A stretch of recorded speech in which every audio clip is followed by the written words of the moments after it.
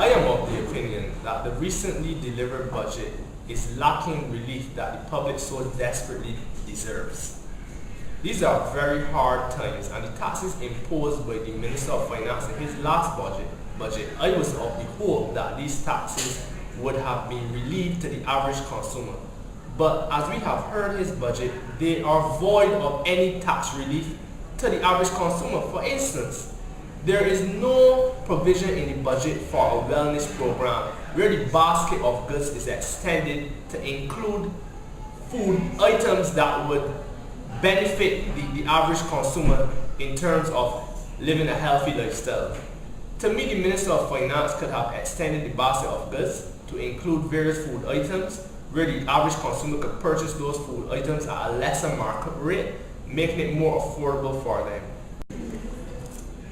I think the budget at first glance would give the impression of relief, but it would have failed to deal with the critical issues that are being articulated out there by the masses of Barbadians.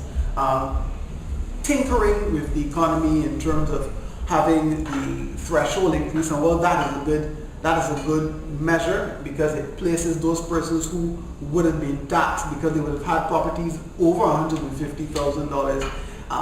Now, if you have a property up to $190,000, you are not taxed.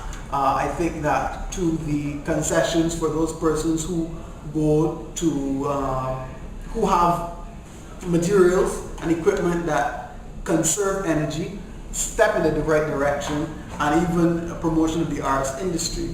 But the critical issues such as the cost of living, the fact that we have a situation where the fuel prices locally continue to rise while internationally they drop, were not sufficiently addressed, as well as the water rates, as well as electricity. I think these are the issues that really should have been targeted in the budget, but the Minister of Finance would have fallen short in this regard.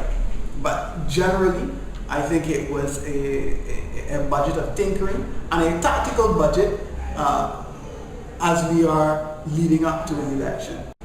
For me, Sinclair said a lot, but yet still he said nothing. What the average person out there wanted to hear was about the cost of living. Instead, he spoke about Rihanna and cigar-filled sobers. And what we really wanted to hear is what will be the outcome for the remaining of the year. And he said absolutely nothing. The finance minister's budget, in my opinion, it was a bit disappointing because it didn't deal with major issues and major pressing issues that Barbadians are facing. One, clearly, is the cost of living, because they got into government claiming that the cost of living would be 0.1, 0.2, and 0.3.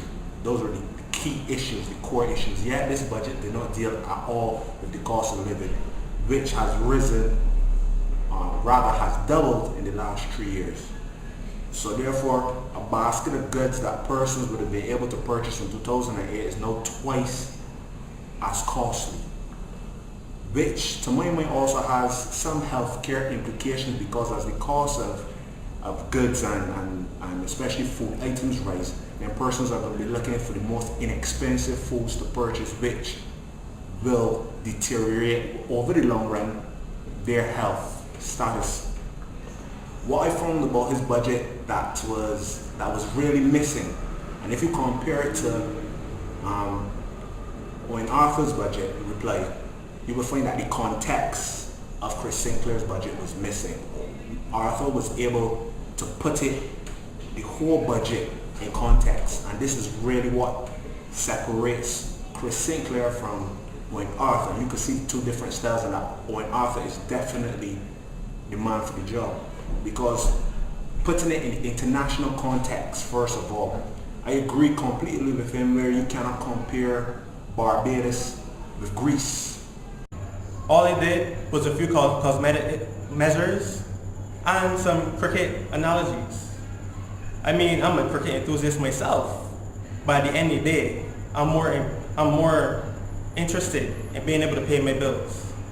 As a leader of a youth organization, I was more interested in hearing what he had for the future and how his policies and initiatives in the budget will help give opportunities to youth going forward. This budget did not address any of these. It was not forward thinking, and it really and truly had no vision, no hope, no scope. This to me is a dying man or a dying administration clutching at straws.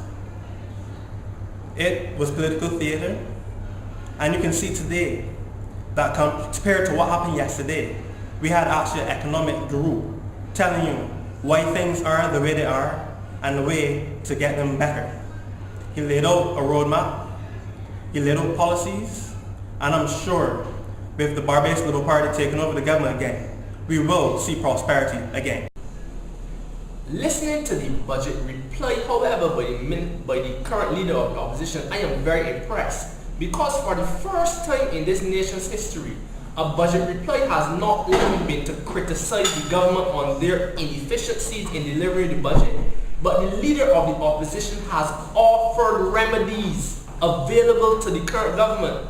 All they have to do is put in place the remedies that he has offered, and this country shall grow. We have to stop playing party politics in this country and recognize that Barbados is in a serious crisis. This is why the leader of the opposition today has tabled resolutions in Parliament advising the government as to the measures they ought to put in place to bring the country back on the growth path. And I commend him for doing such. I think there was nothing in the budget for the small business person. The minister, in my view, did not do anything to stimulate the economy, and presently the economy is still in the doldrums, especially for the small contractors. If you look at the construction industry as an example, I know for a fact that there are persons in the small who are small contractors who are actually selling off their equipment because they're not getting any work, yet they still have their bank loans to pay. They still have their families to support and what have you. So that is one of the major issues that I have with the budget. The minister not addressing the issues of the small business persons. And mind you, there were incentives that were given in the last budget that has not even been implemented yet. So that in itself is still a problem also, to the small business persons. When you look at the CLICO issue as an example, the minister did not touch on that at all, and there are people in Barbados who are screaming out even today for their monies.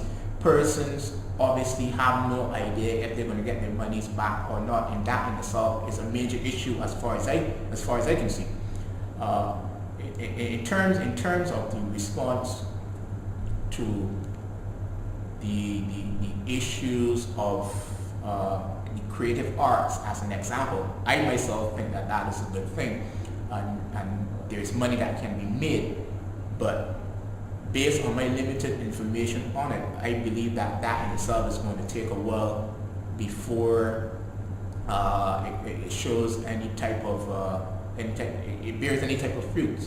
So even though it is good, I think that what the minister should have done is focus more so on the industries that one can see direct results. So what do you think of the budget? Yeah.